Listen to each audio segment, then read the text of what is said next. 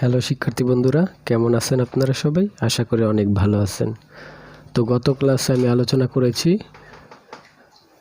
Octal থেকে কিভাবে ডেসিমেলে হেক্সাডেসিমেলে করে অথবা হেক্সাডেসিমেল থেকে কিভাবে অক্টালে রূপান্তর করে। তো আজকে আমি আলোচনা করব কিভাবে বাইনারি যোগ করে, হেক্সাডেসিমেল যোগ করে আর অক্টাল যোগ করে। তো প্রথমে আসি আমি বাইনারি যোগ।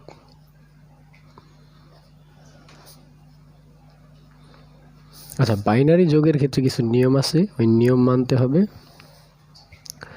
যেমন 1 আর 0 যদি যোগ করে তাহলে হয় 1, 0 আর 1 যদি যোগ করে তাহলে হয় 1, 1 আর 1 যদি যোগ করে তাহলে হয় 10, 10-এর 0 হাতে থাকে 1, এটা মাথায় রাখতে হবে। তারপর 1, 1, 1 এই তিনটে 1 যদি যোগ করে তাহলে হয় 11, তাহলে 11-র 1 নিতে হবে, হাতে থাকে 1। এইভাবে মূলত বাইনারি যোগের ফর্মুলা, এটা মনে রাখতে হবে। তো আমি প্রথমে বাইনারি যোগের কিছু সংখ্যা লিখি। দশমিক,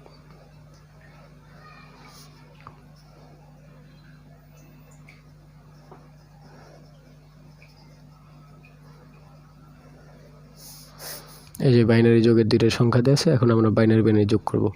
এখানে আছে 1 1, 1 1 থাকলে কি হয় 10, তো 10-এর কি নিব আমরা? 10-এর নিব 0, হাতে থাকে 1, 10-এর 0 নিলাম। তারপর এই যে একটা আছে 1 আর এই যে 0, এই দুইটা যোগ করলে হয় কত? 1। আর ওই যে হাতের 1 ছিল, দুইটা মিলে আবার কিন্তু দুইটা 1 হয়, দুইটা 1-এ আবার 10 হয়, আবার 10 হয়, আবার 10-এর 0।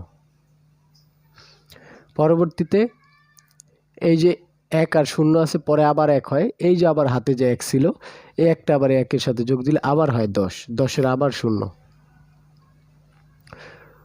পরবর্তীতে 0 আর 1-এ হয় 1, তারপর আবার এই যে হাতে 1 ছিল, ওই একটা যোগ করলে আবার হয় 10, 10-এর 0। এরকমভাবে আমরা যেতে থাকবো, দশমিক দশমিক দিব। পরবর্তীতে যেভাবে আছে ধারাবাহিকভাবে আমরা যোগ করে যেতে থাকবো। যেহেতু ওখানে হাতে 1 আছে, এখানে আছে দুইটা 1, 1 1-এ হয় 10, আবার আরেকটা 1 আছে, তিনটা 1-এ কি হয় 11। তো 11-র কি নিব আমরা? 1 নিব। 11-র 1 হাতে কিন্তু 1 থাকে, এটা তাহলে শেষ, হাতে কিন্তু 1 থাকে।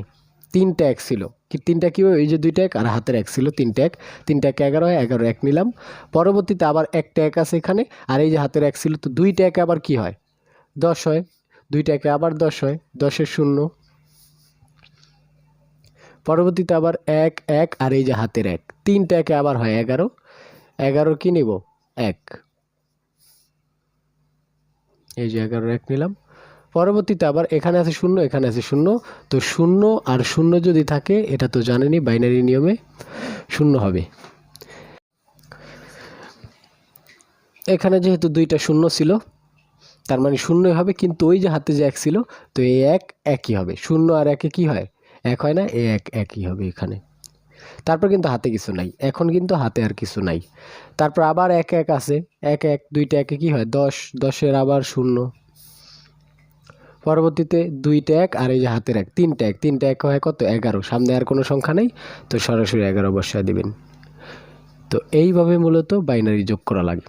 আশা করি বুঝতে পারছেন। এইটার আরেকটা নিয়ম আছে, ওই নিয়মটা না শিখাইলে আপনাদের জন্য ভালো হয়, কারণ ওই নিয়মটা একটু অন্যরকম।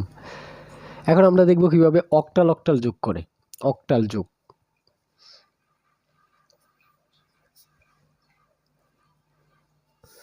অক্টাল যোগ। ধরেন অক্টাল কিছু সংখ্যা দেয়া আছে,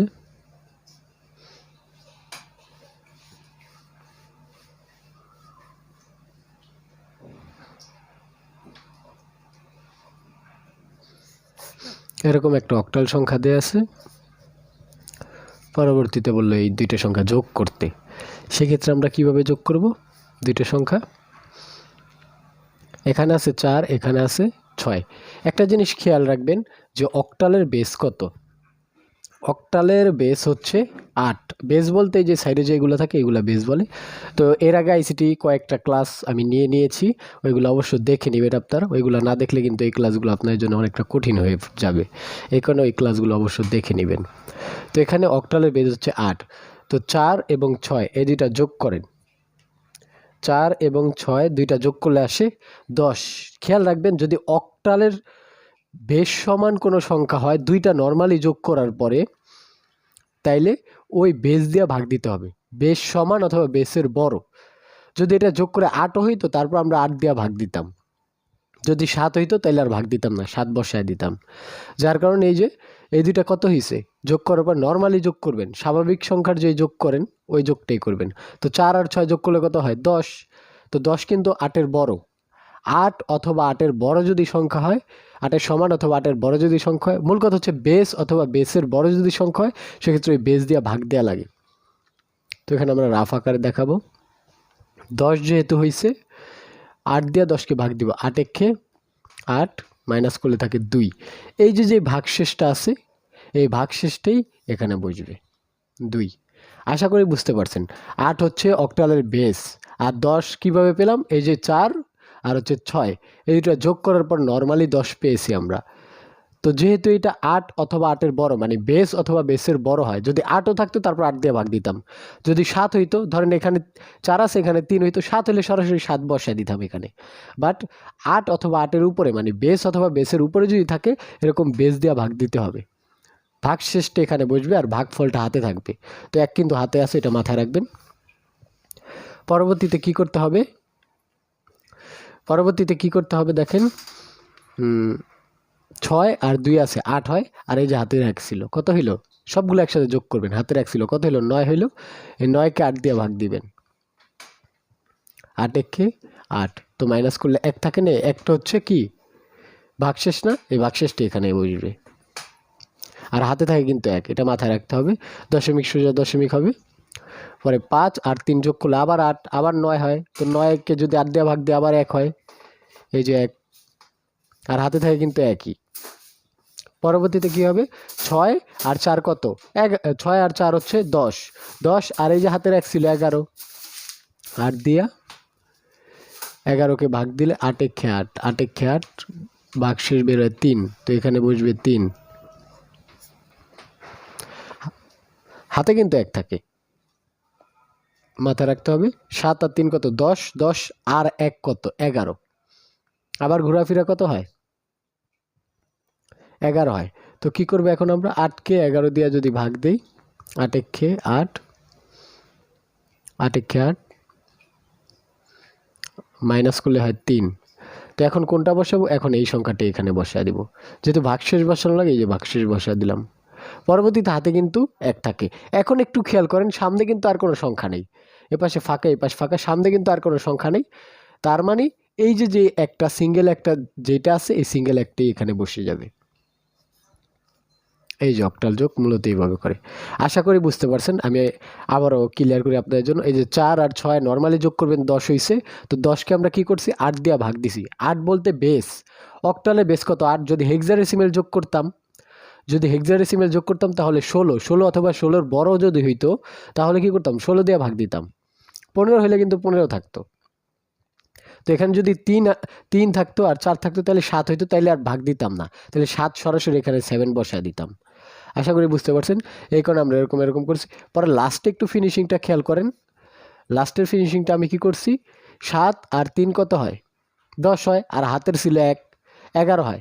এখন 8 দিয়ে 11কে ভাগ দিছি, 8 একে 8 এই মাইনাস করলে 11 থেকে 3 হয়, 3টা আমরা বসাইলাম এখানে যোগফল হিসেবে।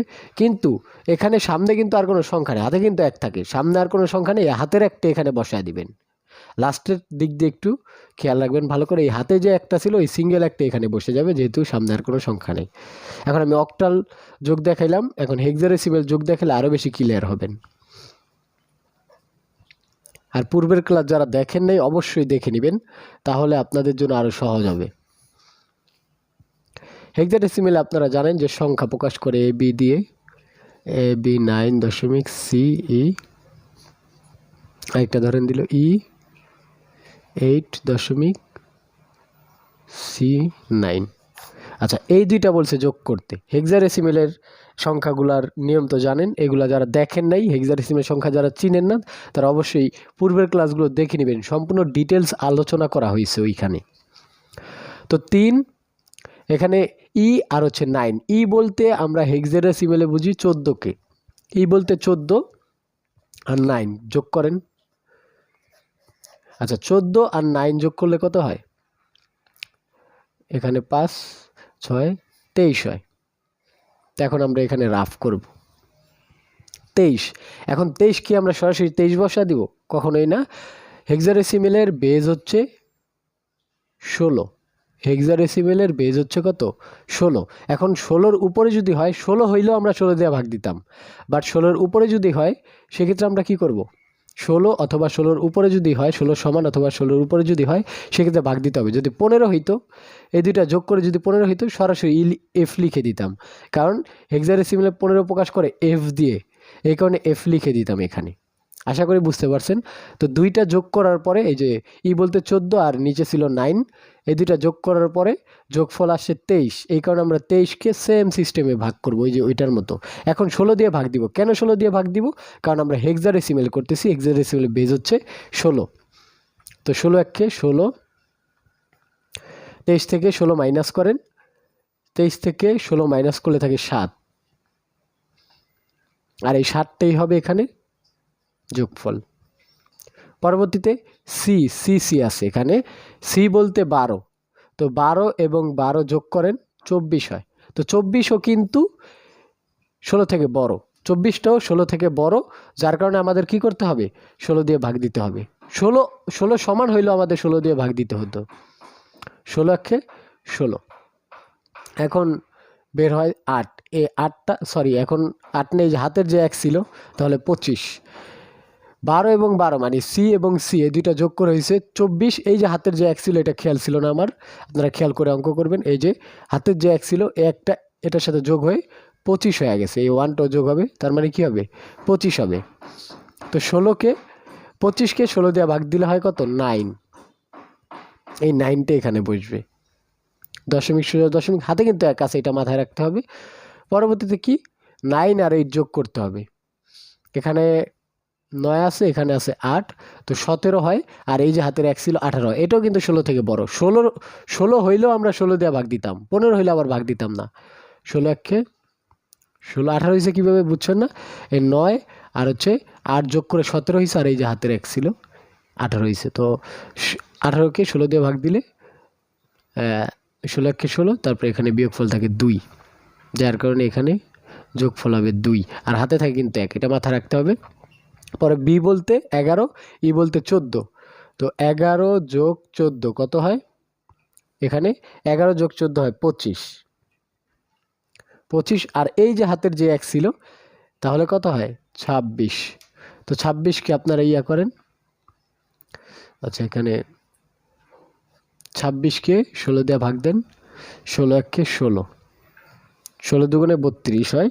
তো 16 একে 16 যেহেতু হয়, আপনারা মাইনাস করেন। 26 থেকে 16 বাদ দিলে থাকে 10। 10 বলতে হেক্সাডেসিমেলে আমরা এ বুঝি, তো এখানে কিন্তু 10 লিখতে পারবেন না, এখানে এ লিখতে হবে, কারণ হেক্সাডেসিমেলে 10 থেকে সংখ্যা লেখা যায় না। 10 থেকে শুরু করে এ বি সি ডি, 10 বলতে 11 বলতে বি, 12 বলতে সি, এগুলা পূর্বের ক্লাসে আলোচনা করেছে, এগুলো আপনারা দেখে নেবেন। হাতে কিন্তু 1 থাকে, এটা মাথায় রাখতে হবে। তারপর আছে এ, শুধু এ, নিচে কিন্তু কোনো সংখ্যা নেই, এই সোজা কোনো সংখ্যা নেই, তার মানে এ বলতে 10। আর এই যে হাতের যে 1 ছিল, এই দুইটা নর্মালি আপনি যোগ করেন। নর্মালি যোগ করলে কত হয়? 11 কিন্তু হয়, নর্মালি যোগ করলে হয় 11। এই 11টাই কি হবে? এখানে বসে যাবে। 11 বলতে বি, হেক্সাডেসিমেলে 11 লেখা যায় না, এটা লিখতে হয় বি। এই যে 16 কীভাবে 11 হইলো? কারণ 11 কিন্তু 16 এর ছোট, 16 এর সমান বা 16 এর বড় হইলে আমরা 16 দিয়ে ভাগ দিতাম, বাট 11 কিন্তু 16 এর ছোট, মানে বেজের ছোট, এই কারণে আমরা সরাসরি 11 বসা দিছি। এখানে 10 ছিল, এই যে হাতের 1 ছিল, 11 হয়েছে। তো এইভাবে মূলত হেক্সাডেসিমেল যোগ করতে হয়। এখন যদি বলে যে একটা সংখ্যা দেওয়া দিল, অক্টাল সংখ্যা, একটা অক্টাল সংখ্যা দিয়ে দিল, আরেকটা ধরেন হেক্সাডেসিমেল সংখ্যা দিয়ে দিল, এই সংখ্যাটা বললো এই সংখ্যা এবং ধরেন এই সংখ্যাটা যোগ করতে বললো, এই যে এই দুইটা সংখ্যা যোগ করতে বললো। একটা কিন্তু আছে হেক্সাডেসিমেলে, আরেকটা আছে অক্টালে। তো এই দুইটা সংখ্যা যোগ করতে যদি বলে, তাহলে শর্টকাট, একদম শর্টকাট নিয়ম হচ্ছে, এইটাকেও ডেসিমেলে রূপান্তর করবেন, হেক্সাডেসিমেলকেও ডেসিমেলে রূপান্তর করবেন, এই অক্টালকেও হেক্সাডেসিমেলে রূপান্তর করবেন, সরি হেক্সাডেসিমেলকেও ডেসিমেল বা দশমিকে রূপান্তর করবেন, অক্টালকেও ডেসিমেল অথবা দশমিকে রূপান্তর করবেন। তারপর দুইটা নর্মালি যোগ করবেন। দশমিক দশমিক যোগ কীভাবে করে এটা তো আপনারা জানেন।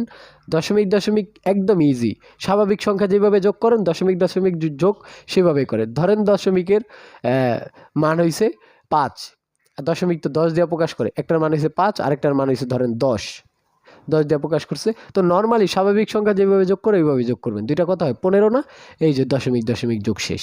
এখানে দশমিক দশমিক যোগ দেখায় না, কিন্তু দশমিক দশমিক যোগ হচ্ছে নর্মালি স্বাভাবিক সংখ্যা যেরকম যোগ হয়, 5 যোগ করলে যেরকম 10 হয়, ওইটি হচ্ছে দশমিক সংখ্যা। তো এটাকেও দশমিক করে নেবেন হেক্সাডেসিমেলকে, তারপর অক্টালকেও দশমিক অথবা ডেসিমেল করে নেবেন। ডেসিমেল আর দশমিক একই কথা। ডেসিমেল অক্টালকে আপনি দশমিকে রূপান্তর করবেন, তারপর দুইটা দশমিক দশমিক এরকম নর্মালি যোগ করে দিবেন। অনেক সময় বাইনারি সংখ্যা দিয়ে বলবো, এরকম বাইনারি সংখ্যা দিয়ে বলবো বিয়োগ করো, তখন কিভাবে বিয়োগ করবেন? এরকম বাইনারি দুইটা সংখ্যা দিয়ে বলবো বিয়োগ করবো, তখন কিভাবে বিয়োগ করবেন? এইটাকেও দশমিকে রূপান্তর করবেন, মানে বাইনারি থেকে দশমিকে রূপান্তর করবেন, এইটাকেও দশমিকে রূপান্তর করবেন। এই দুইটাকে দশমিকে রূপান্তর করার পরে নর্মালি বিয়োগ করবেন। নর্মালি 10 থেকে 5 মাইনাস করলে থাকে 5, এইটি হচ্ছে দশমিক বিয়োগ। দশমিক হচ্ছে স্বাভাবিক সংখ্যা, দশমিক সংখ্যাটা হচ্ছে স্বাভাবিক সংখ্যা। আশা করি বুঝতে পারছেন। তো বিয়োগ করাটা একদম ইজি। এটাকে দশমিকে রূপান্তর করবেন, এটাকে দশমিকে রূপান্তর করবেন, তার দশমিক দশমিক বিয়োগ করে দিবেন। এইগুলোর ক্ষেত্রে বিয়োগ করতে বলে যে এই সংখ্যা বিয়োগ করে, তখন এটাকে দশমিক নর্মালি দশমিক দশমিক বিয়োগ করে দিবেন। তো যখন আমি সৃজনশীল করাবো তখন আপনাদের জন্য ইজি হবে। এগুলা মানে কোশ্চেনে বলে থাকে যে করিমের একটা সংখ্যা দেওয়া থাকবে হেক্সাডেসিমেলে, রমিজের একটা সংখ্যা দেওয়া থাকবে ধরেন অক্টালে, তারপর বলবো দুইটা যোগ করো, তখন দুইটা যোগ করবেন কীভাবে? এটাকেও দশমিক তারপর যোগ করে দিবেন। বা বলতে পারে দুইটার পার্থক্য নির্ণয় করো, নাম্বারের পার্থক্য, তখন এটা থেকে এটা বিয়োগ করবেন কীভাবে? দুইটাকে দশমিক করে নর্মালি বিয়োগ করে দিবেন। তো আশা করি বুঝতে পারছেন। এখন আমি আপনাদেরকে SW দিয়ে দিব।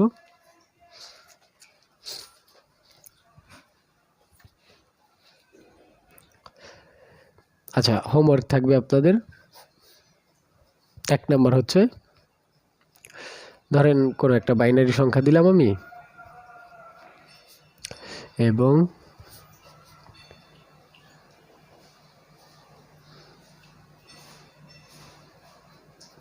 যোগ করো, এরকম আমি একটা বাইনারি সংখ্যা দিয়ে দিলাম। খেয়াল রাখবেন দশমিক আগে ঠিক রাখবেন, সংখ্যা আগে পাশাপাশি উঠায় নেবেন। এই যে দশমিক কত আছে? 11101.11, এটা এরকম আছে না? এটা তো 5টা সংখ্যা আগে আছে, তো এরকমভাবে উঠায় নেবেন। 2 নাম্বার ধরেন একটা সংখ্যা দেয়া আছে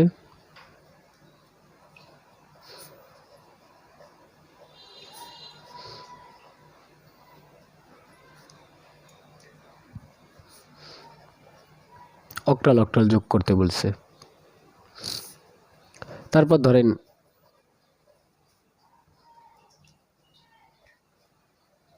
হেক্সাডেসিমেল যোগ করতে বলছে।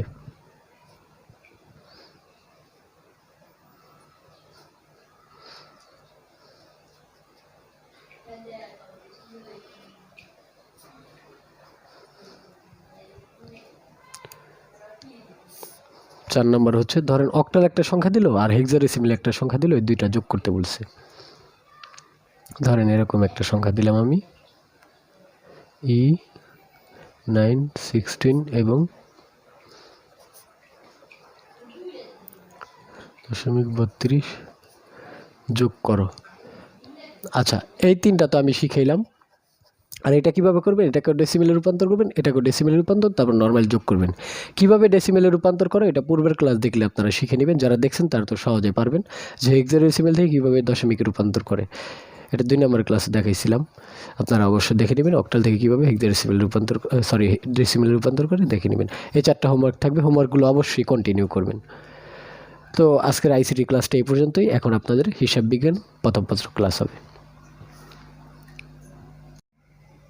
হ্যালো শিক্ষার্থী বন্ধুরা, এটা হচ্ছে অ্যাকাউন্টিং সেকেন্ড পেপার ক্লাস। আচ্ছা, গত ক্লাসে অ্যাকাউন্টিং সেকেন্ড পেপারের একটা মাত্র ক্লাস করা হয়েছে এই চতুর্থ অধ্যায়ের উপরে। সেই ক্লাসটা অবশ্যই দেখে নেবেন। সেই ক্লাসে চতুর্থ অধ্যায়ের সম্পূর্ণ ডিটেলস আলোচনা করা হয়েছে। তাই আপনারা যারা এই ক্লাসটা না বুঝবেন তারা অবশ্যই প্রথম ক্লাসটা দেখে তারপর দ্বিতীয় ক্লাসটা দেখবেন। সেক্ষেত্রে আপনাদের জন্য সেকেন্ড ক্লাসটা ইজি হয়ে যাবে। অ্যাকাউন্টিং সেকেন্ড পেপারের উপর আমি মাত্র একটা ক্লাস নিয়েছিলাম, এটা হচ্ছে চতুর্থ অধ্যায়ের উপরই। তো অবশ্যই ওই ক্লাসটা আপনারা দেখে নেবেন। না দেখলে কিন্তু এই দ্বিতীয় ক্লাসটা কিছু বুঝবেন। এই কারণে বলতেছি শুরুতে আপনারা ফার্স্ট ক্লাসটা দেখে নেবেন। যাদের কাছে লিঙ্ক দেওয়া আছে তারা অবশ্যই দেখবেন, আর যাদের কাছে লিঙ্ক দেওয়া নেই আমাকে বলবেন, আমি হচ্ছে এই অ্যাকাউন্টিং সেকেন্ড পেপারের ক্লাসটা আমি দিয়ে দিব, প্রথম ক্লাসে দিয়ে দিব। আর আপনারা বলতে পারেন যে চতুর্থ অধ্যায় কেন ধরছি, কারণ চতুর্থ অধ্যায় থেকে প্রতি বছর একটা কোশ্চেন থাকবে। আর চতুর্থ অধ্যায় হচ্ছে একদম সহজ একটা অধ্যায়, ইজিলি আপনি করতে পারবেন এই চতুর্থ অধ্যায়টা। এই কারণে শুরুতে আমি চতুর্থ অধ্যায়টা ধরছি। পরবর্তীতে আমরা ধারাবাহিকভাবে করব, 1, 2, 3 যতটা দরকার পড়ে ওরকমভাবে আমরা করতে থাকবো। তো ক্লাসগুলো কন্টিনিউ করবেন, ক্লাসগুলো মিস দিবেন না। আশা করি বুঝতে পারছেন। তো এখানে একটা কোশ্চেন দেওয়া আছে, এই কোশ্চেন অনুযায়ী আমরা কি করব, অ্যান্সার করব। ঢাকা ভেজিটেবলস অয়েল কোম্পানি লিমিটেডের একটা কোশ্চেন দেওয়া আছে। তো এখানে আমাদের প্রয়োজনীয় জাবেদা এটা আমরা করব। শুরুতেই আমরা বলছিলাম, ফার্স্ট ক্লাসে বলছিলাম যে জাবেদা আর হচ্ছে আর্থিক অবস্থার বিবরণী এসে থাকে। আর্থিক অবস্থার বিবরণী আর অনেক কঠিন না, আপনি যদি জাবেদা পারেন আর্থিক অবস্থার বিবরণী একদম ইজিলি করতে পারবেন। এই কারণে বলতেছি যে জাবেদাকে বেশি গুরুত্ব দেন। আর আমি শুরুতে জাবেদা শেখাবো, পরবর্তীতে একটা ক্লাসে আর্থিক অবস্থার বিবরণী দেখা দিলেই আপনারা শিখতে পারবেন। এই কারণে জাবেদাকে গুরুত্ব দেন আপনারা। আর আজকে আমি জাবেদাই দেখাবো। বেশিরভাগ খতে জাবেদা থাকে, গতে আর্থিক অবস্থার বিবরণী থাকে, আর কতে হচ্ছে ওই যে শেয়ার অধিহার, অবহার, অনুমোদিত শেয়ার বের করতে বলে, ইস্যুকৃত শেয়ার বের করতে বলে, আবেদনকৃত শেয়ার, ফেরতকৃত শেয়ার বা শেয়ার অধিহার অবহারের টাকা বের করতে বলে, এরকম থাকে ক নাম্বারে। তো যেহেতু বলছে ঢাকা ভেজিটেবলস অয়েল লিমিটেড কোম্পানির জাবেদা নির্ণয় করতে, তো আমরা এরকমভাবে টাইটেল হিসেবে ঢাকা ভেজিটেবলস অয়েল কোম্পানি লিমিটেডের সাধারণ জাবেদা। আর সাধারণ জাবেদা যেই ছকটা হয় নর্মালি ওই ছকটাই আমরা কি করব, খাতার মধ্যে লিখব।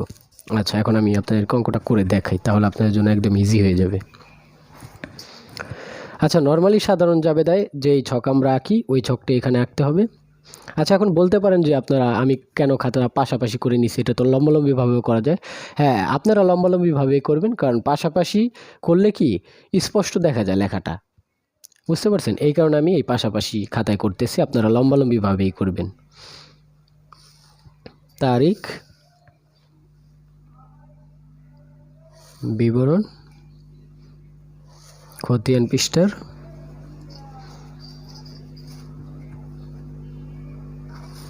ডেবিট টাকা, ক্রেডিট টাকা। এটা হচ্ছে সাধারণ জাবেদার ছক। যেই নামটা উল্লেখ থাকবে এখানে সেই নামটা এখানে লিখে দিবেন, ডট ডট ডটের সাধারণ জাবেদা।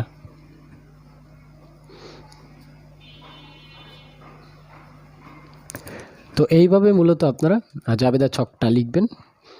পরবর্তীতে জানেন এখানে তারিখ উল্লেখ করা লাগে, তারিখ, বিবরণ, খতিয়ান পৃষ্ঠার, ডেবিট টাকা, আর হচ্ছে ক্রেডিট টাকা।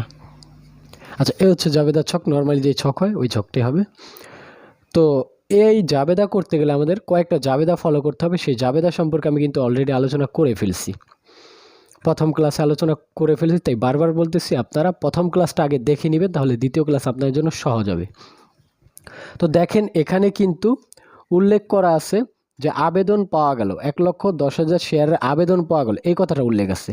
তো এই কথাটা উল্লেখ থাকা মানে আবেদনকৃত শেয়ারের জাবেদা হবে। শুরুতে আবেদনকৃত শেয়ারের জাবেদা হবে, 3টা থেকে 4টা জাবেদা হয়। তো শুরুতে আবেদনকৃত শেয়ারের জাবেদা হবে।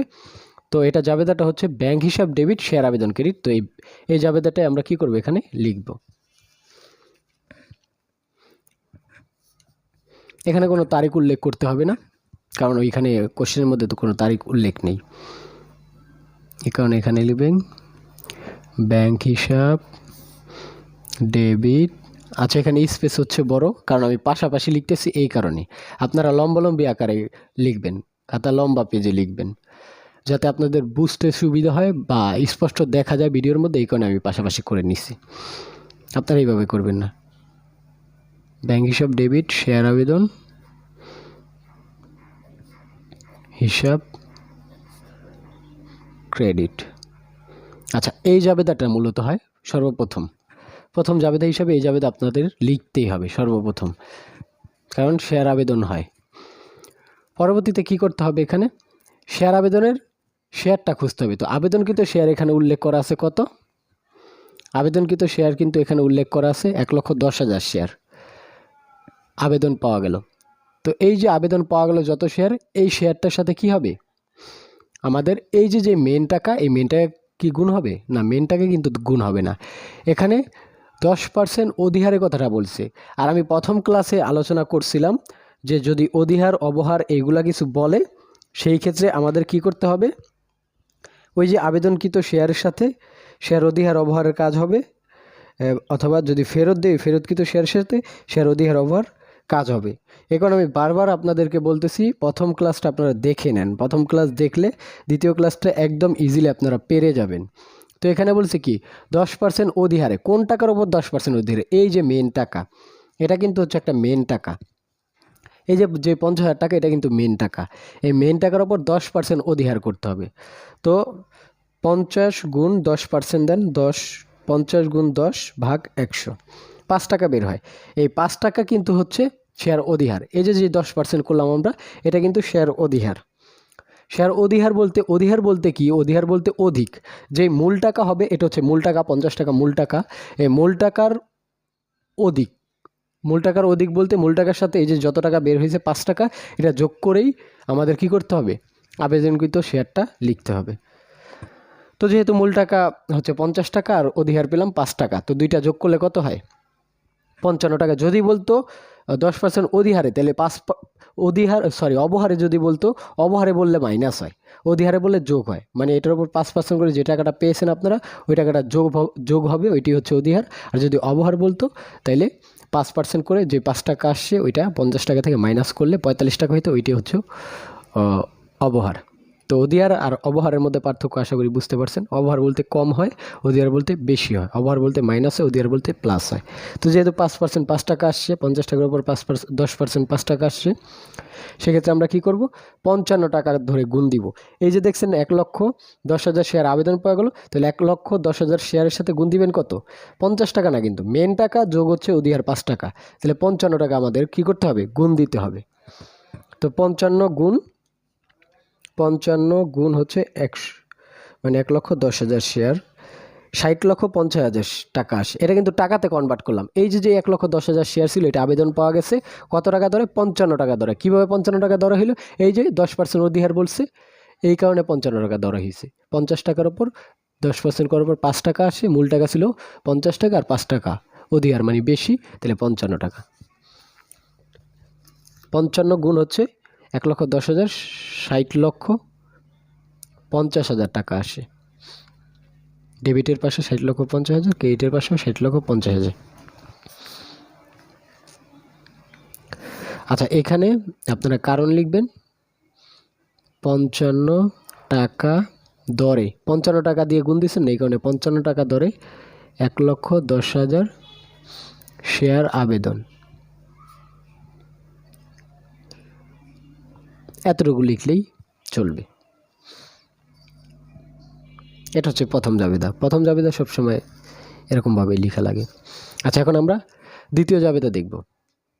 দ্বিতীয় জাবেদা করতে গেলে এই যে শেয়ার আবেদনটা আপনারা ক্রেডিট করছেন না, শেয়ার আবেদনটা এখন হয়ে যাবে ডেবিট। সবসময় এরকম জাবেদা হয়, এর বাহিরে তত একটা জাবেদা হয় না। শেয়ার আবেদন ডেবিট হবে, শেয়ার আবেদন হিসাব ডেবিট। প্রথম জাবেদা ছিল ক্রেডিট, এখন এসে ডেবিট। তো টাকা কত হবে, টাকা হবে এই 60,50,000 টাকাই হবে। আচ্ছা, জাবেদার ক্ষেত্রে একটা নিয়ম হচ্ছে ডেবিট টাকা যত হবে ক্রেডিট টাকাও তত হতে হবে। দ্বিতীয় যে হিসাবটা হবে সেটা হচ্ছে শেয়ার মূলধন হিসাব।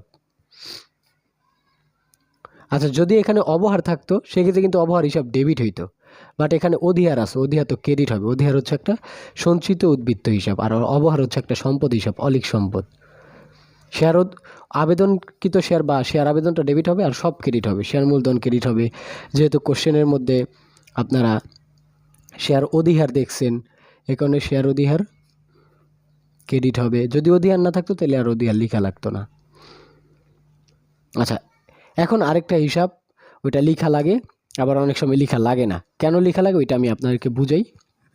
এই যে দেখেন এখানে উল্লেখ আছে যে অতিরিক্ত আবেদনের টাকা সংশ্লিষ্ট আবেদনকারীদের ফেরত দেওয়া হলো, মানে অতিরিক্ত আবেদনকৃত টাকা ফেরত দেওয়া হলো। এই যে ফেরত দেওয়া হলো কথাটা বলছি বা ফেরত কথাটা আছে, এই কারণে এখানে ব্যাংক হিসাব আসবে। যদি ফেরত কথাটা উল্লেখ না থাকতো তাহলে ব্যাংক হিসাবটা ক্রেডিট হইতো না, ব্যাংক হিসাবই এখানে আসতো না। মানে দ্বিতীয় জাবেদার ক্ষেত্রে, প্রথম জাবেদার তো ব্যাংক হিসাব আসবেই, দ্বিতীয় জাবেদার ক্ষেত্রে ব্যাংক হিসাবটা কি আসতো না। এখন ব্যাংক হিসাবটা কেন আসবে? কারণ এখানে বলছে যে ফেরত দেওয়া হলো, ফেরত কথা উল্লেখ না থাকলে কিন্তু শেয়ার আবেদন ডেবিট, শেয়ার মূলধন ক্রেডিট, শেয়ার অধিকার ক্রেডিট এতটুকুই হইতো। বাট এখানে বলছে সে ফেরত দেওয়া হলো, আবেদনকারীদের ফেরত দেওয়া হলো। এখন এই ফেরতকৃত শেয়ারটা কীভাবে বের করব? ইস্যুকৃত শেয়ার থেকে আবেদনকৃত শেয়ারটা বিয়োগ দিলেই ফেরতকৃত শেয়ারটা বের হয়ে যায়, বা আবেদনকৃত শেয়ার থেকে ইস্যুকৃত শেয়ারটা বিয়োগ দিলেই ফেরতকৃত শেয়ারটা বের হয়ে যায়। তো আবেদনকৃত শেয়ার ছিল 1,10,000 শেয়ার, আর হচ্ছে ইস্যুকৃত শেয়ার হচ্ছে 80,000 শেয়ার। কীভাবে চিনলাম ইস্যুকৃত শেয়ার? এই যে প্রচার করলো, পত্রিকায় প্রচার করলো, বিজ্ঞাপন প্রচার করলো বা বিক্রয় করলো, এরকম কথা উল্লেখ থাকলে এটা হচ্ছে ইস্যুকৃত শেয়ার। এটা ফার্স্ট ক্লাস আলোচনা করছি। 80,000 মানে 1,10,000 শেয়ার থেকে 80,000 শেয়ার বিয়োগ করেন আপনারা, থাকে 30,000 শেয়ার। এই 30,000 শেয়ারই হচ্ছে ফেরতকৃত শেয়ার। তো এটাকে টাকায় কনভার্ট করতে হবে। কত টাকা দরে আপনি আবেদন পাইছেন? 55 টাকা দরে কিন্তু আবেদন পাইছেন। আমি শুরুতেই বলছি যে শেয়ার অধিহার অবহারের কাজ হয় আবেদনকৃত শেয়ারের সাথে আর ফেরতকৃত শেয়ারের সাথে। তো অলরেডি আবেদনকৃত শেয়ারের সাথে কিন্তু আপনারা কাজ করে ফেলছেন। 1,10,000 শেয়ারের সাথে কিন্তু 55 দিয়ে গুণ দিছে। এখন ব্যাংক হিসাবে শেয়ারটা কোথায় পেলাম? এই যে আবেদনকৃত শেয়ার থেকে ইস্যুকৃত শেয়ারটা বিয়োগ করে, মানে 30,000 শেয়ার আসে। এই 30,000 শেয়ারের সাথে আমরা 55 দিয়ে গুণ দিয়ে তারপর টাকাটা বের করব। বুঝতে পারছেন? আচ্ছা, তো এখানে বলছে কি শেয়ার আবেদন ডেবিট এত টাকা। তো শেয়ার মূলধনের টাকাটা কোথায় পাবো? শেয়ার মূলধন হচ্ছে ওই যে ইস্যুকৃত শেয়ার যেটা, ওইটি হচ্ছে শেয়ার মূলধন। তো এখানে খুঁজেন ইস্যুকৃত শেয়ার কোনটা। এই যে 80,000 শেয়ার হচ্ছে ইস্যুকৃত শেয়ার। কীভাবে বুঝলাম? পত্রিকায় বিজ্ঞাপন প্রচার করলো বা বিক্রয়ের উদ্দেশ্যে প্রচার করলো, এরকম কথা উল্লেখ থাকলেও এটা ইস্যুকৃত শেয়ার হয়। অনেক সময় উল্লেখ থাকবে যে ইস্যু করলো, সেক্ষেত্রে ইস্যুকৃত শেয়ার। তো 80,000-এর সাথে গুণ দিবেন 50 টাকা। এখানে কোনো শেয়ার অধিহার অবহারের কাজ হবে না, একমাত্র আবেদনকৃত শেয়ারের সাথে আর ফেরতকৃত শেয়ারের সাথেই কী হবে? শেয়ার অধিহার অবহারের কাজ হবে। আমি শুরুতেই বলছি, এটা মাথায় রাখবেন। তাছাড়া আর কোনোটার সাথে এই শেয়ার অধিহার অবহারের কাজ হবে না। এখন প্রত্যেকটা গুণ হবে 50 টাকা দরে, 50 টাকা দরে। এই 80,000 শেয়ারের সাথে 50 দিয়ে গুণ দিবেন। এটা হচ্ছে শেয়ার মূলধনের টাকা। তো 80,000 গুণ 50 দেন, 80,000 গুণ হচ্ছে 50, এখানে 40 লক্ষ টাকা। এই কারণে শেয়ার মূলধনের টাকা ক্রেডিট পাশে হবে 40 লক্ষ টাকা। তারপর বলছে কি শেয়ার অধিহার কত টাকা। আচ্ছা, আগে আমরা লিখে নিই ব্যাংক হিসাব। ব্যাংক হিসাব কেন লিখবো? কারণ ফেরতকৃত শেয়ারের কথা বলছে। ফেরত কথা উল্লেখ না থাকলে কিন্তু ব্যাংক হিসাব হইতো না, এখানে হইতো না, বাট এখানে ঠিকই হইতো, ওইটা তো লিখতেই হবে। ব্যাংক হিসাব ক্রেডিট। আচ্ছা, এখানে এখন উল্লেখ করেন যেই শেয়ার অধিহার কত টাকা পেয়েছি আমরা। শেয়ার অধিহারটা কত টাকা পেয়েছি? শেয়ার অধিহার কিন্তু 5 টাকা পেয়েছি, তাই না? কীভাবে 5 টাকা পাইছি? যে 50 টাকার উপর, মানে মূল টাকার উপর 10% করলে 5 টাকা আছে, এই 5 টাকা দিয়ে গুণ হবে 80,000 শেয়ার। সবসময় শেয়ার অধিহার বা অবহার এই শেয়ার ইস্যুকৃত শেয়ারের সাথে গুণ দিবেন। যেমন শেয়ার অধিহারের টাকাটা কত বেড়েছে? 5 টাকা, 5 দিয়ে ইস্যুকৃত শেয়ারের সাথে গুণ দিবেন। এটা সবসময়, অধিহার বললেও অবহার বললেও। অধিহার যদি 2 টাকা আসতো, সেক্ষেত্রে 2 দিয়ে কী করতাম? 80,000-কে গুণ দিতাম। আশা করি বুঝতে পারছেন। তো 5 দিয়ে 80,000-কে গুণ দেন, 5 গুণ 80,000 বা 80,000 গুণ 5, 4 লক্ষ টাকা আসে। এই যে ক্রেডিট পাশে শেয়ার অধিহার সোজা 4 লক্ষ টাকা। বুঝছেন কীভাবে শেয়ার অধিহার অবহারের টাকাটা বের করলাম? 5 টাকা কিন্তু ছিল এটার উপর, বাট আমাদের ক্যালকুলেশন করতে হবে ইস্যুকৃত শেয়ারের সাথে ওই 5 টাকা গুণ দিতে হবে। এখন ব্যাংক হিসাব ক্রেডিট, এটার টাকাটা কোথায় পাবো? ওই যে আমি বলছি যে আবেদনকৃত শেয়ার থেকে ইস্যুকৃত শেয়ারটা কী হবে? বিয়োগ হবে। আবেদনকৃত শেয়ার ছিল 1,10,000, 1,10,000 মাইনাস হবে 80,000, 30,000 শেয়ার থাকে। 30,000 শেয়ারের সাথে গুণ হবে কত? 55 টাকা। কারণ শেয়ার অধিহার অবহার একমাত্র শেয়ার আবেদনের সাথে আর ফেরতকৃত শেয়ারের সাথে গুণ হয়। এখানে 55 টাকা হবে, আর সবগুলো 50 টাকা, 50 টাকা গুণ হবে। এখানে হয় 16,50,000। অবশ্যই আপনারা ক্যালকুলেশন করে করে মিলায় নেবেন আপনারা। 16,50,000 টাকা। এখন আপনারা যোগ করে দেখেন, ঘোরাফেরা 60,50,000 টাকা হয়। ডেবিট পাশেও ক্রেডিট পাশেও মিলে গেছে। তো এখানে আপনারা লিখতে পারেন যে শেয়ার আবেদন, শেয়ার মূলধন,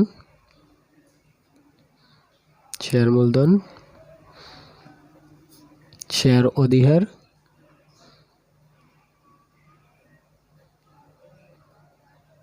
হিসাবভুক্ত হলো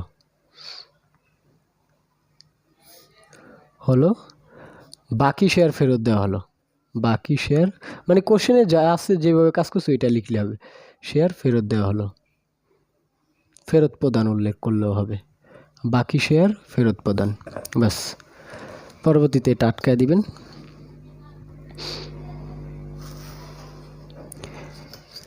তারপর লাস্ট আর একটা জাবেদা লিখতে হবে। এটা যদি এই লাইনটা উল্লেখ থাকে তাহলে লিখতে হয়, নাহলে লেখা লাগে না।